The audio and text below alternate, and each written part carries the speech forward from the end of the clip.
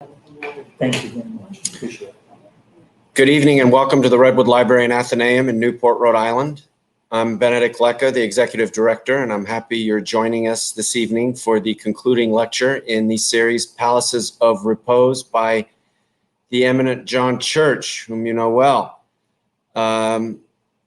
First of all, before I go on, you will want to look up to the top right-hand corner of your screen and go to the Help function and go down to the drop-down menu and hit Compatibility if you have any issues with sound. Make sure you do that or else you won't hear much or it'll be garbled. Tonight, as you know from the last lectures, John has taken us all over Sweden, Austria. Tonight we go to Russia, where he's going to describe for us and take us on a tour of Tsarskoe Selo, the Tsars village. This country retreat of the Romanov dynasty is a Baroque fantasy in royal blue and gilding. The Russian talent for creating rich ornamental detail in wood, stucco, gold, and semi-precious stones produced a realm of unparalleled opulence. And I would remind everyone, of course, that Tsarskoe Selo is a UNESCO World Heritage Site. So a magical place and an expert to lead us around through this beautiful palace. So thank you very much to everyone for attending. And you'll see me in a moment again to wish you a good evening. But for the moment, John Tschirch, thank you.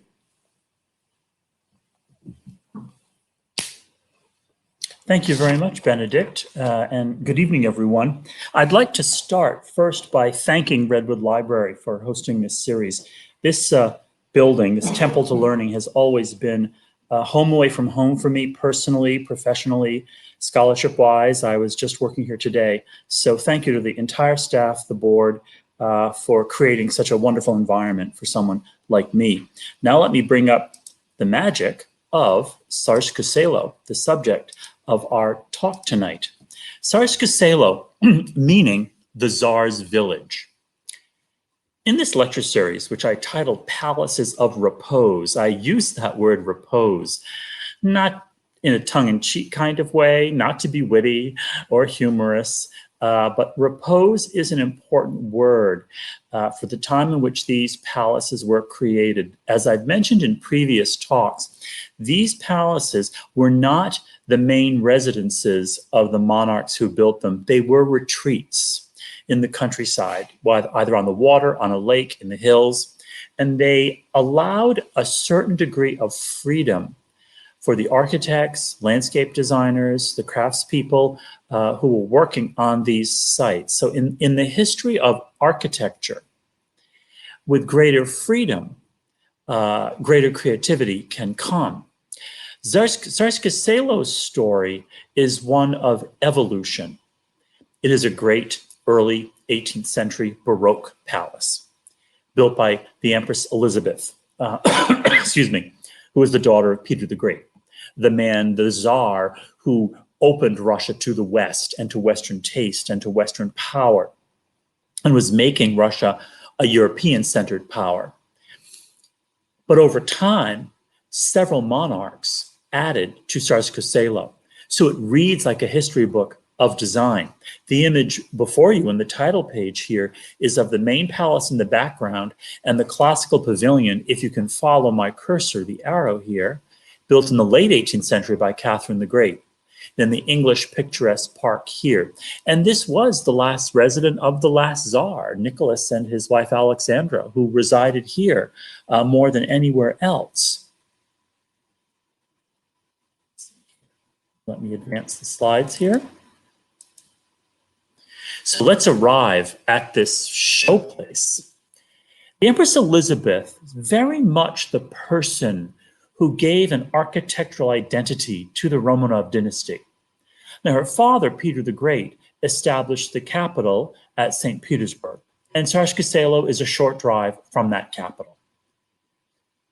He was busy, however, building that great city. He started residences, but it was Elizabeth with her Italian architect Bartolomeo Rastrelli, who builds the Winter Palace in St. Petersburg, Peterhof on the Gulf of Finland, not far from the capital, on the bay overlooking the water, and this country palace at Tschirch Casillo. So it's Rastrelli with his Italian Baroque origins who gives this really swagger to the Russian imperial family. He takes the Italian Baroque, but it is influenced by developments in Russia. The first thing you'll notice is the brilliant color, this brilliant blue. For example, the Winter Palace in St. Petersburg is apple green. Peterhof is lemon yellow. In the darker Russian skies, where of course there's less light in the winter, these bright colors really were quite effective. Here you approach the palace by its main gate. This sense of the theatricality of it is so obvious, and over the gate itself is the Russian double eagle. You know, the Russian imperial family always considered themselves and their Russian empire the third Rome.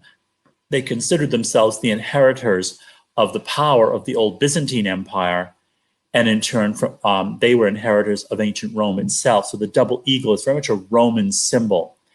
Well, with the gates open, you begin to see the palace before you. The brilliance of Rastrelli's design is to somehow manage an immense palace. This is a very long building, if you notice from left to right. So to break up any sense of monotony, he creates a series of 3 pavilions connected by wings. And through the main gate, you can see the central entrance. Here's the original elevation of the palace, and here you see what's going on. The 3 main pavilions separated by these long wings, a pavilion at the end, and an Eastern Orthodox, a Russian Orthodox church here. And then the great forecourt is this semicircle right here, but made lighter by the fact that it's this brilliant royal blue.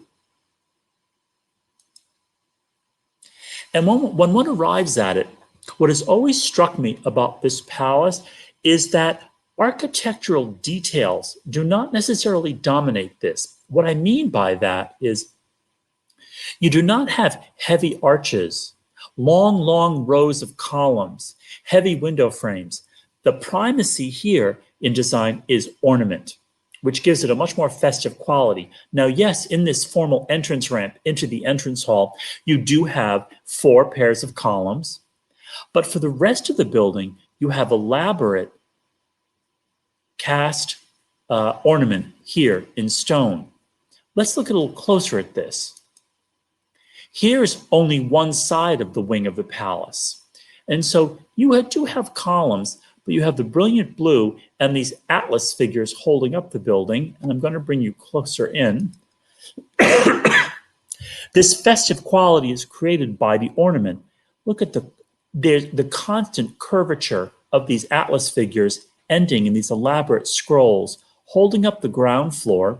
Here's the piano nobile, the main floor. Behind this is the grand reception room of the Empress, which I'll show you in a moment. These term figures growing out of the walls, these elaborate ornamental details here. This is what gives the palace this festive quality. I mean, this was a place where Elizabeth entertained constantly. She was an extrovert. She loved parties. She gave mass balls, costume balls continually at the palace. And here's an overview from the other side. So I showed you the period view looking from the main avenue into the forecourt, the main wing, and then here's the view out to the gardens.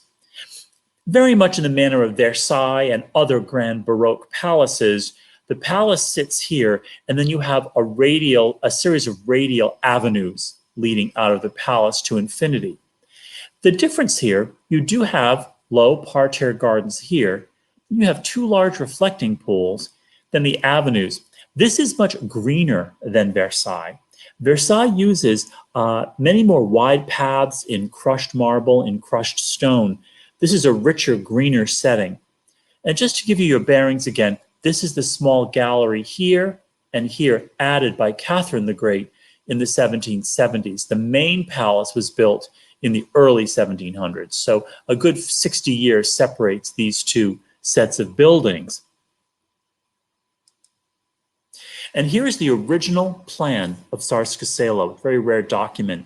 So you see the building below, Here is the entrance. If you see the arrow on the right, you enter the palace, which is very different. And at Versailles, 3 grand avenues lead to the palace. Here, you actually travel through a parterre garden, not a big paved square. That's quite a difference. This is a country palace.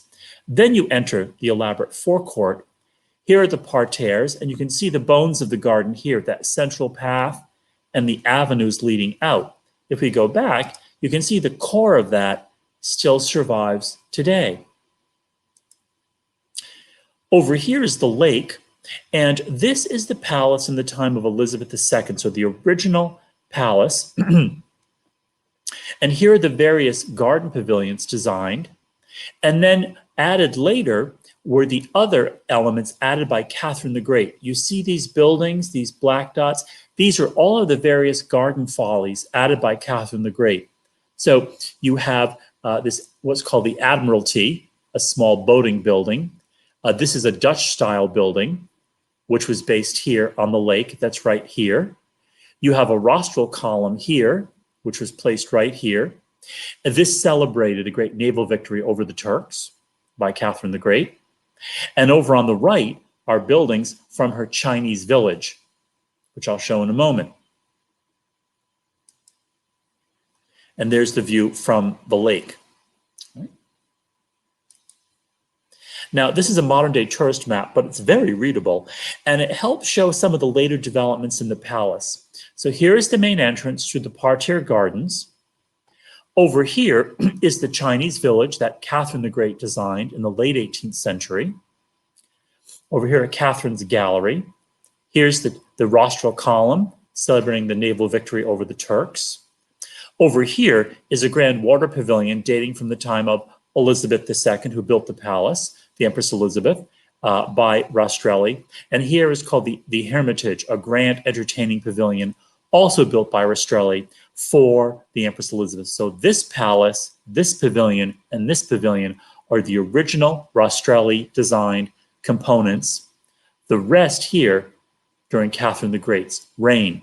Now, there's a palace in the upper right.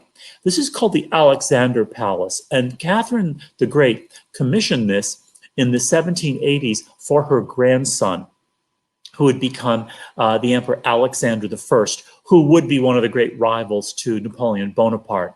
She adored her grandson. She did not care for her son Paul very much. So she kept her grandson very close to her and really was the person who raised him. She built this grand neoclassical palace for him. And this was so beloved by the Russian imperial family. This is the part of Tsarskoe Selo that Tsar Nicholas II and his wife, the Empress Alexandra, chose to live in, making it the last residence. It was from here that they were eventually put under house arrest during the Russian Revolution of 1917. Well, let's go into the palace and see what Rastrelli does with this Italian Baroque interpreted for Russia. There's a lightness of touch here. As you enter the ground floor, you come up the grand staircase, and this is an entire Baroque room of what we call curls and swirls, typical of the Baroque. But it's all done in white stone and then above in white plaster on the ceiling. There's no gilding in this space, so it keeps it much lighter. This is somewhat akin to palaces I have seen in Central Europe, specifically in Bavaria and in Austria, where they tend to have these white tones. And the Italian Baroque does travel from northern Italy through the Alps to southern Germany and Austria, and then Rastrelli is taking it to Russia. What they've done here also, they mounted their elaborate famille verte and famille rose, as they're called, Chinese porcelains, on these design brackets. The one addition to this, the only addition, was around 1905. In the reign of Nicholas II, they added the electric light bulbs and these light brackets on the side. Then once you come up this stairwell, you enter the grand hall of Elizabeth II. This is pure Russian Baroque from the original period of the palace, heavily gilded. You will notice it does not rely on columns and grand architectural details. It is ornament par excellence. And ornament was rising in the late Baroque and in the later Rococo period from the 1720s on as the primary medium in architecture. Yes, columns and arches were still around, but it's the delectable quality of ornament. And of course, this room would have been used in the evening, so very heavily gilded as well. Here's the antechamber to that room, and it's the paintings gallery. There were paintings in here during Elizabeth's time, but it was really during the reign of Catherine the Great in the latter half of the 18th century when the imperial family became very serious collectors of fine art. And it's really the acquisitions of Catherine that completed this painting cycle. Excuse me. Catherine the Great is really the one who built the collection of Western art for Russia. And the Hermitage Museum, for example, in St. Petersburg is very much her creation. What you find, though, is the floor. The floors are also a tour de force of Russian woodwork. Russia had such vast forests and such an extensive empire with so many varieties of wood that marquetry and parquet work on floors became a prime feature of these buildings. And this is the imperial dining room, the state dining room for public functions.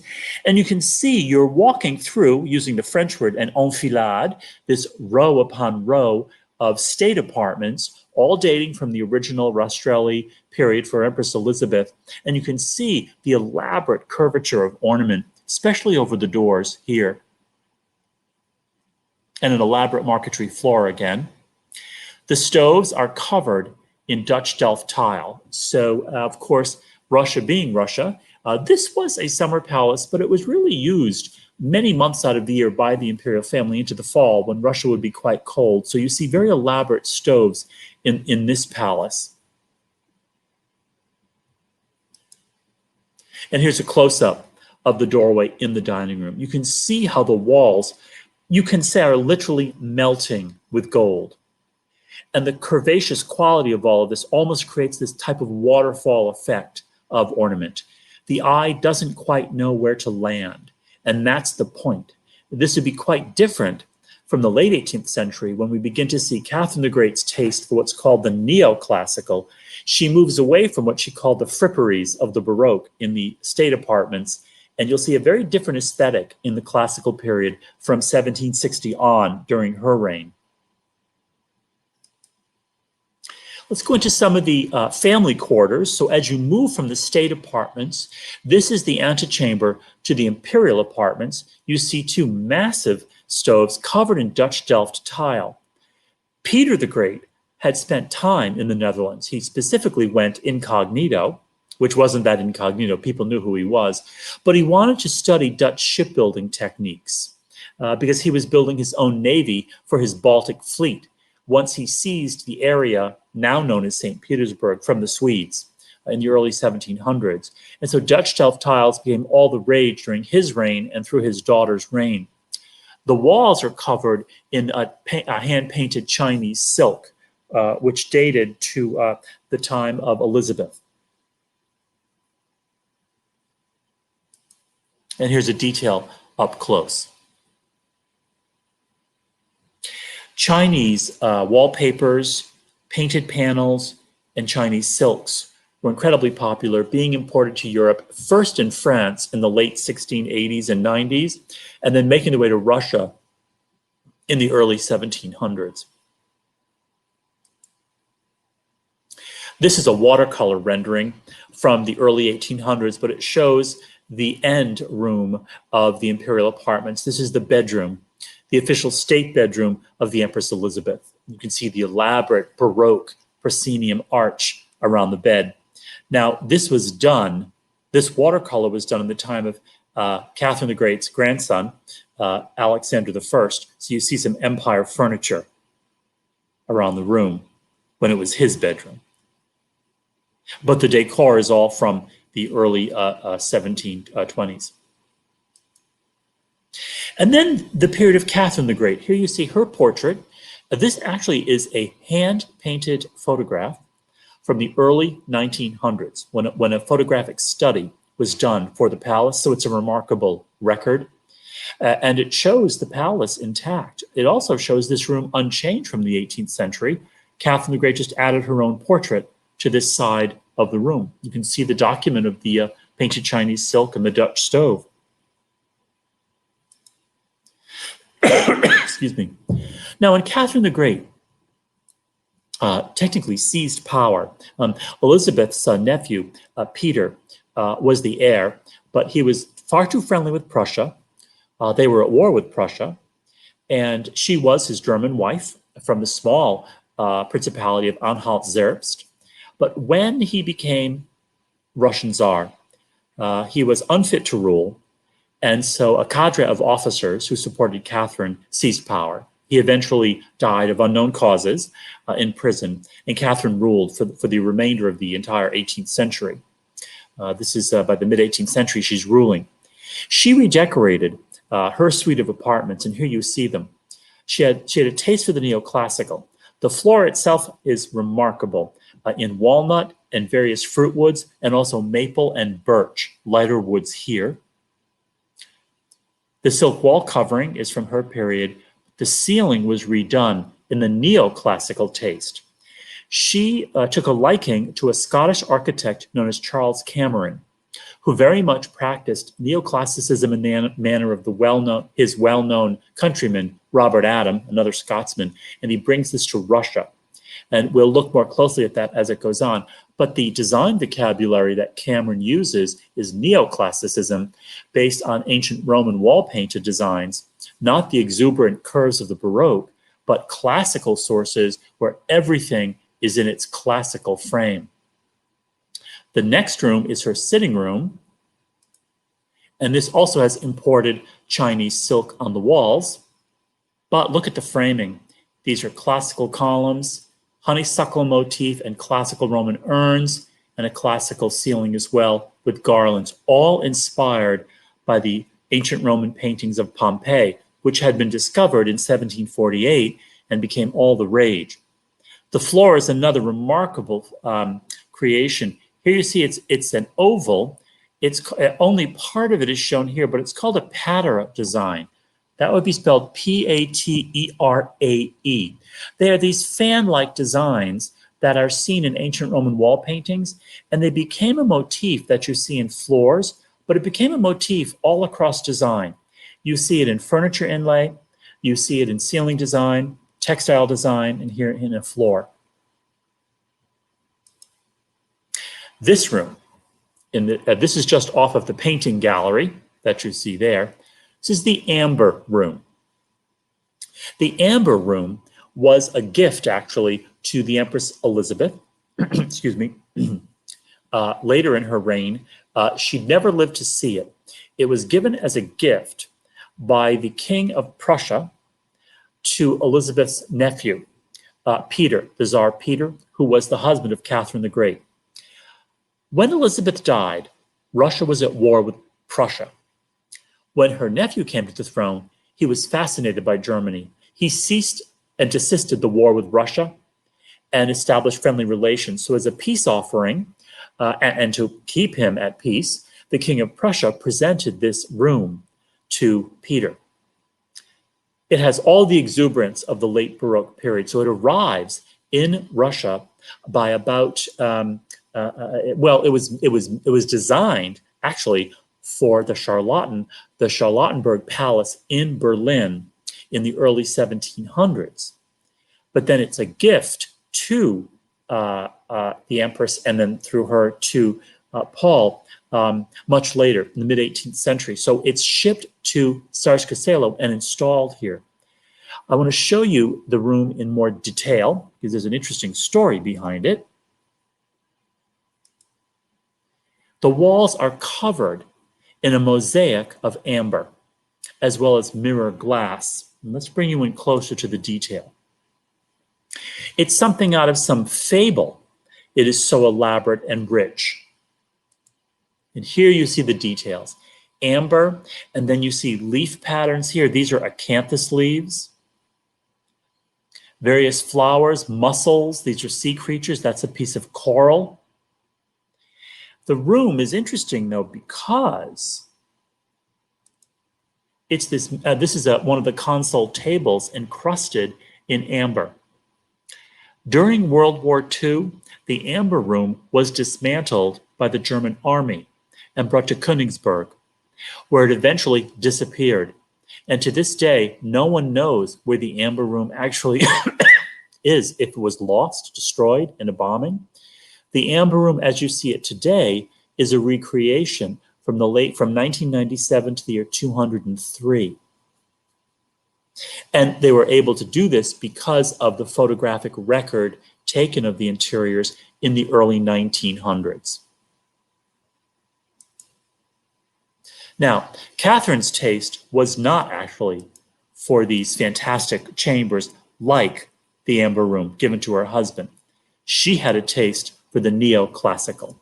So when she redid her quarters, as we go back here to one of her dining rooms, this is by Charles Cameron, who made his career in Russia. He eventually became the son-in-law of a man called Alexander Bush, who designed the gardens for Catherine the Great. This is his design in a neoclassical style for her dining room. That's the drawing. Here's the color of the room. They're neoclassical colors. We associate these with Wedgwood, especially in England, but these are neoclassical colors, pale green and this pale rose. The plaster ornament are a series, of course, of classical gods, goddesses, and nudes. And these urn-like elements here are directly taken from wall paintings in Pompeii, as were the garlands of flowers. Next to this is another dining room, the domed dining room. Now, I must tell you, this Tsarskoe Selo was burnt to the ground during World War II because it was directly in the path of the invading German army. It was meticulously restored after the war, but this was one of the rooms not brought back. So this drawing is the only thing we have in a photograph I'll show you of this elegant hand of Charles Cameron, who was truly a master of the neoclassical. And the drawings survive. Here you see the beautiful dome itself, the shallow dome first, and then the higher dome here. But there is a photograph from 1905 that still survived, But this is the drawing. And then next to it is the other room by Charles Cameron, the main reception room in the private quarters of the house. You see again, they've moved away from the Rococo swirls and curls of Elizabeth's reign to neoclassical order, with the wall divided by half columns, and then these elaborate pier glasses designed, and the furniture. These are stoves, so no longer are they using Dutch Delft, but these are actually circular temples. This round temple form for the stove was based on the choragic monument of Lysicrates in Athens. Here's the drawing of the room. Here's the drawing of the side of the room facing the garden. Again, all of this delicate neoclassical ornament. These are acanthus vines, garlands of flowers. Here's a watercolor rendering of the room by about the 1830s, as it was used by the imperial family. And this is a photograph of the room in the late 1930s, early 1940s. When war was declared with Germany, the authorities, the palace, of course, had become a state museum after the Russian Revolution, 1917, became a property of the state. The curators photographed the entire palace and took the furniture and most of the collections to safety. They didn't think to disassemble the amber room, which was unfortunate. But these photographs, along with earlier watercolors from the 1840s, were critical in the reconstruction of this palace, which is one of the greatest feats in historic preservation of the recreation of a lost site. And here it is today. Here is the restored room. They call this the arabesque room because of the arabesque patterns here with the curving forms. Here it is today.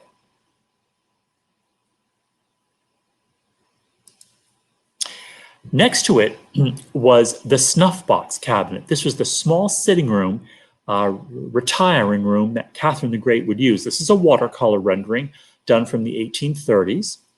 It is very much in this ancient Roman Pompeian style. What intrigues me, these slender columns are made from blue glass, which would have shimmered. Here's another watercolor. This is actually a hand-colored photograph from 1900 showing the blue glass here.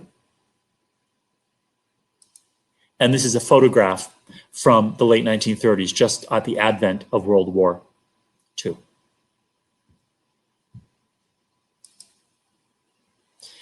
And then the Empress's larger reception room in her private quarters, redone by Charles Cameron.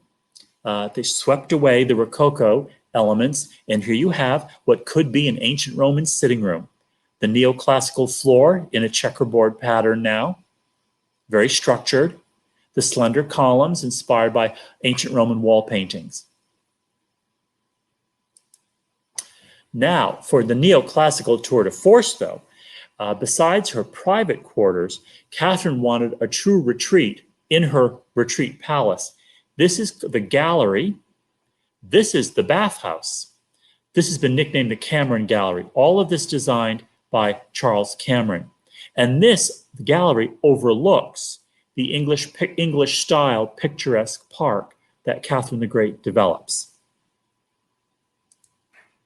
Here's a photograph, hand-colored, from about 1900, showing the view from the incredibly elegant neoclassical gallery designed by Cameron over the picturesque park. Cameron truly had a restraining hand. Beautifully rendered Ionic columns with their scrolled volutes, with these delicate garlands above. And then as you go onto the gallery, this is the interior. It simply is a gallery. The Empress could sit in here on warm days. It could be lined with various exotic fruit, fruit trees, flowers, etc. Outside, to the left, is the gallery itself with bronze castings of a variety of ancient Roman busts, many of which are copied from the Capitoline Museum in Rome and other sources. And here is a view of this. This is the end of the Cameron Gallery. Here is the grotto underneath, and these are the Roman baths here. This could be literally a view of Hadrian's villa at Tivoli, which was made popular as a grand tourist spot by the Italian artist Piranesi. And here Cameron is recreating this romantic atmosphere at Tsarskoe Selo. Here's another view of the Cameron Gallery. Could this be an empress in repose, retreating from all her worldly cares, from her vast empire, sitting here under her classical colonnade, looking at her bathhouse, which is, again, a circular Roman temple with two side wings.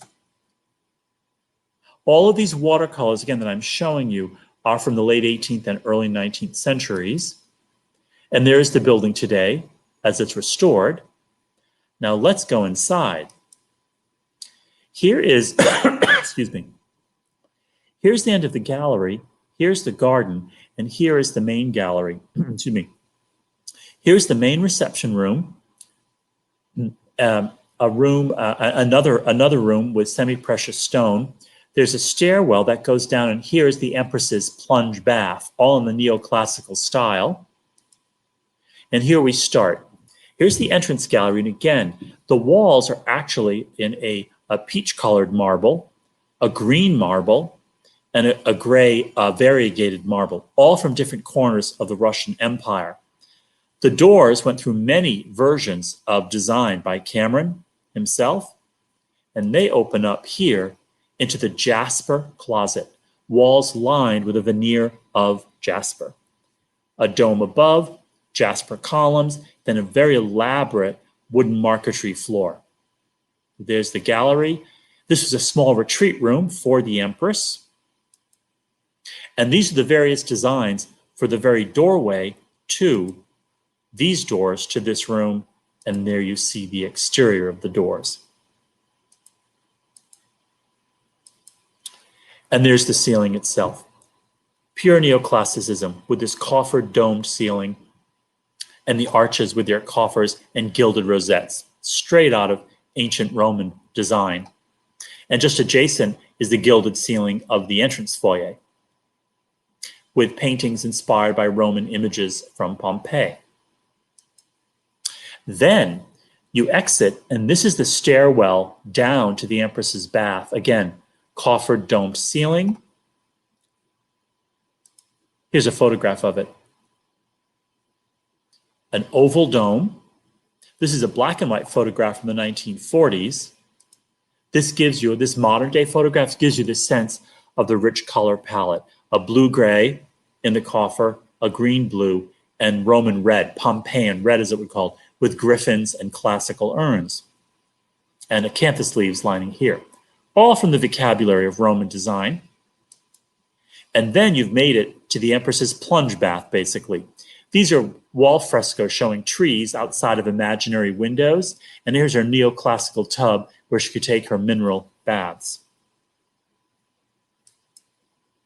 Well, let's go out to the garden from here and see the variety of pavilions that the imperial family could entertain in, escape to, and literally repose in.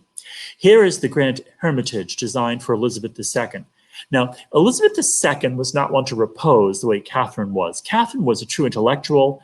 She considered herself an enlightened despot, and she liked to gather around herself in her garden pavilions writers, poets, musicians, philosophers. Elizabeth was a party person, and here she would give grand dinner and lunch parties. Let's get closer to this. There you have it. This says festive and party to me, not repose per se. It's very much in the style of the main palace by Rastrelli. Let's go inside. You have the Rococo splendor of the earlier palace here. Some very interesting features in the main dining room, this very center of the building. Every place setting sits on a small metal round plate that can be lowered from the table. Elizabeth wanted her privacy here, so that's a version of retreat.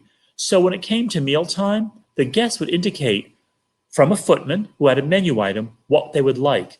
These plates would then disappear as the metal surface was lowered into the basement. They'd serve whatever was there and raise it back up. Hopefully this will make sense. Underneath the table is this. This is your place setting, and they'd do a hand crank and slowly lower the place setting down, load it with the food you wanted, and run it back up. Here it is again. So these cranks, servants would stand here and raise and lower the plates.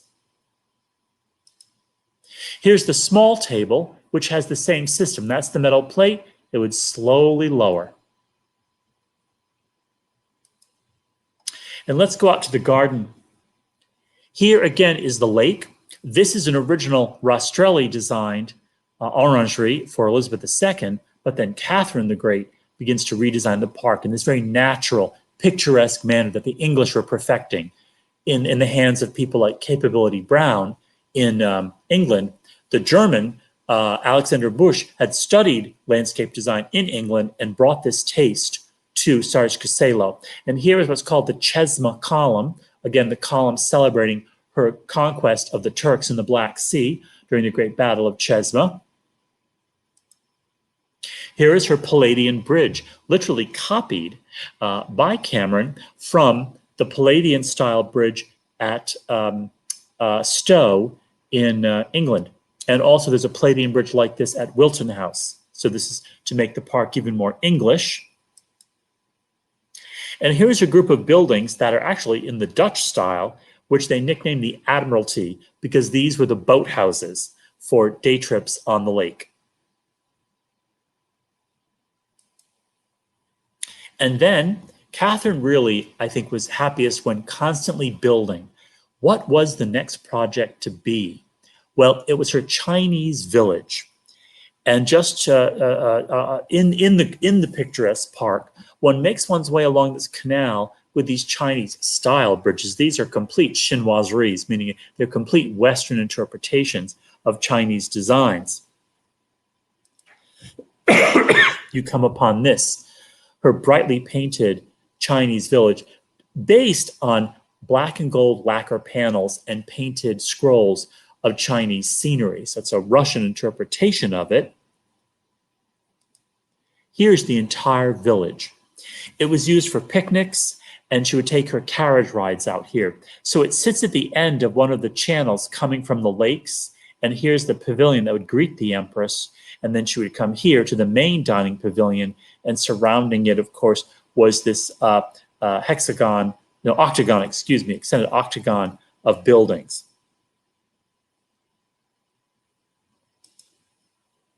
And then these were her Egyptian gates on the south side of the palace. She began to be swept up in the late 18th century in Egyptomania, this new fascination for this. And if she hadn't died in the late 18th century, one does wonder if she had plans for an entire Egyptian compound. This almost speaks to me of old Hollywood. I feel like I'm on the set of the Ten Commandments. It has this swagger and theatricality to it. And here's the pyramid set in the grounds. Now, her son Paul did not care for Tsarskoe, so he shut it, but he did not have a very long reign. By the early 1800s, her grandson Alexander, here he is in his mature years, adopted the palace again because he had grown up there. She had built the Alexander Palace for him, so we'll take a look at that. He did live in the main palace of Tsarskoe and also used the childhood palace he grew up in. This is one of the neoclassical chambers. You see the neoclassical ceiling called the Lion's Chamber, designed for Catherine the Great, but now Alexander redecorated it, and here you see it by about the 1840s with actually an emerging Victorianism to it. These are overly stuffed Victorian chairs here amongst the neoclassical furniture. And this is the Chinese chamber in Tsarskoe with, this is actually an early photograph from 1860. Now this is in the time of Alexander I's son, Nicholas I. Here you see elaborately tufted Victorian chairs amongst the lacquer panels, which of course were here from the 18th century, and Victorian Rococo Revival light fixtures. Here's the Chinese chamber as well. And this is, at the time, the Tsarevich, the heir to the throne, who would become Nicholas I, and his wife in the mirror closet at Tsarskoe. I love this, almost a Victorian domesticity now, like Queen Victoria and Prince Albert, the Tsar and his German wife sitting in this room with their Victorian overstuffed furniture. It's interesting to see this grand palace becoming quite domestic in the reigns of Alexander I and Nicholas I in the first half of the 19th century. And here is the Alexander Palace itself, again, designed by Catherine for her grandson, Alexander I, and she chose, again, in this case, an Italian architect, Giacomo Quaregni, who was from the Bergamo region, and he was introduced to the Russian ambassador when he was working, actually, in Prussia. He was brought to Russia, and he designed in a very spare neoclassical style, which was very much to Catherine's taste. Here's a view of its grand colonnade from the water. You see almost no ornamental detail like the main palace for Elizabeth by Rastrelli. This is all about columns and simple wall spaces, wall surfaces. And here's a watercolor of it from the 1840s with Tsar Alexander I and his wife and young child walking in the grounds. You see how actually it's large in scale, but very spare in ornamentation. This is the private wing, this end of the palace with the private family quarters. And these are windows called thermal windows based on the semicircular windows of ancient Roman baths. And here's the main circular room, which lives under this dome. You see how stripped down it is in this classical taste. The furniture is original. It had, again, been ferried away by the curators before the destructions of World War II. And here's the next room after it. again in this spare neoclassical manner, which Catherine loved. And here's the Empire suite of Empire chairs designed by Quaregni for the main reception room, and of course a bearskin rug. That was added in the Victorian age, 1860s. And here's a watercolor of one of the side reception rooms. So there's the main circular room and two reception rooms at either side.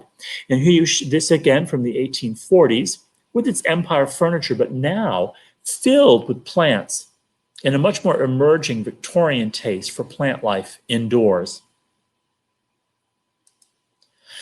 And this is the bedroom of the Empress.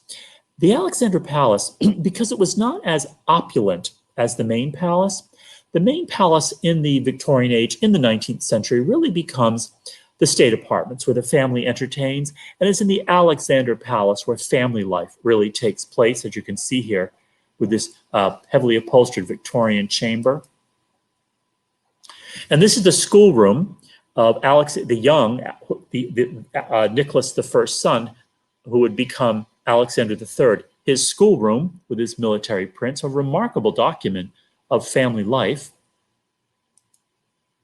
And here's a photograph of the palace when Nicholas II, Alexandra, were in residence in the early 1900s. They pretty much lived here full time after the revolution of 1905, when St. Petersburg was just not secure enough, and they would remain here until 1917. They added this cast iron balcony, and in this very corner room, these are the apartments of the Empress Alexandra. Here are period photographs taken of the palace in 1905 when Nicholas and Alexandra were in residence.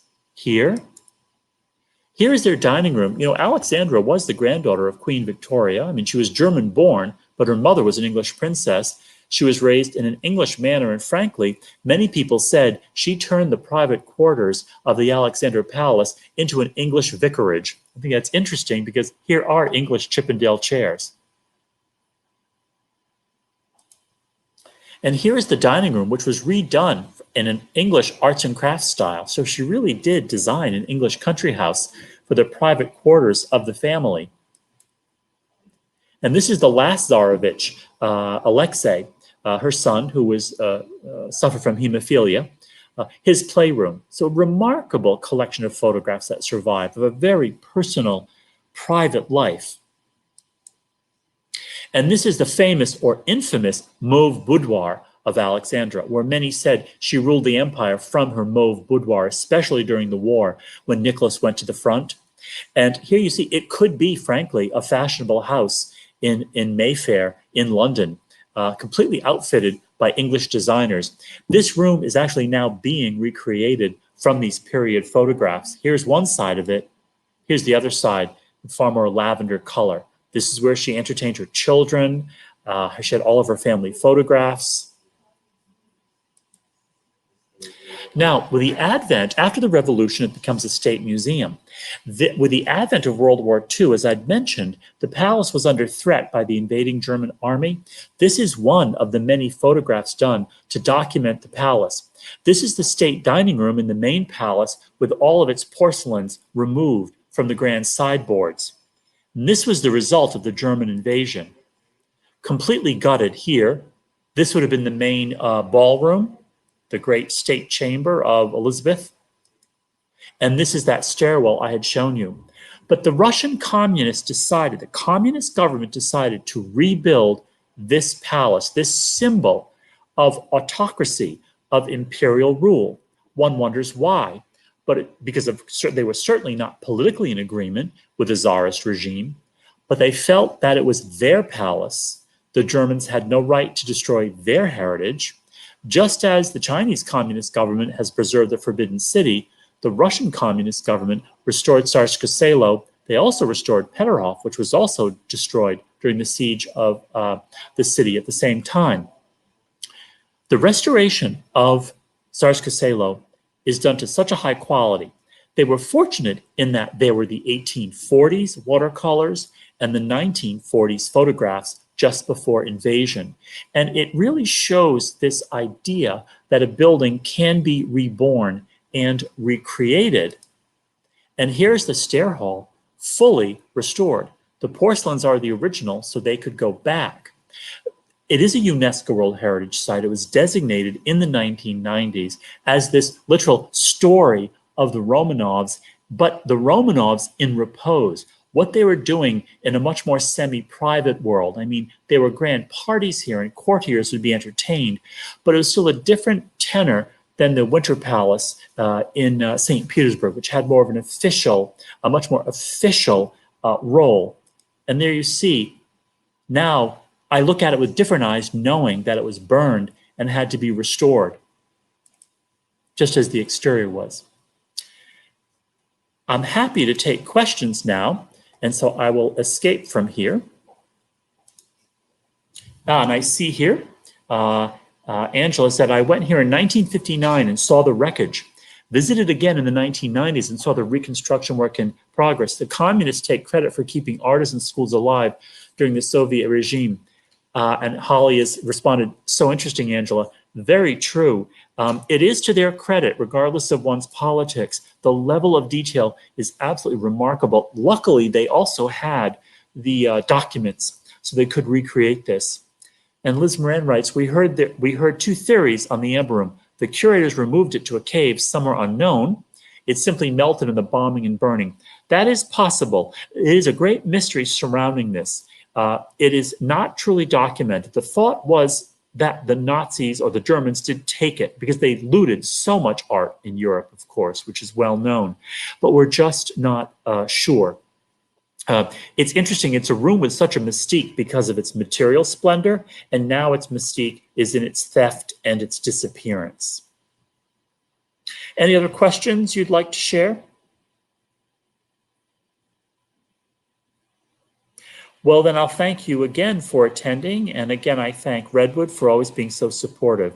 And I'll turn the screen back to Benedict. Thank you, everyone.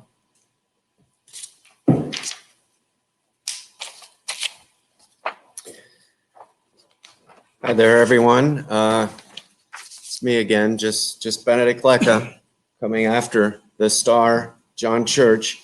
I want to thank John for actually some really interesting lectures of some amazing places, and hopefully we'll do something soon again.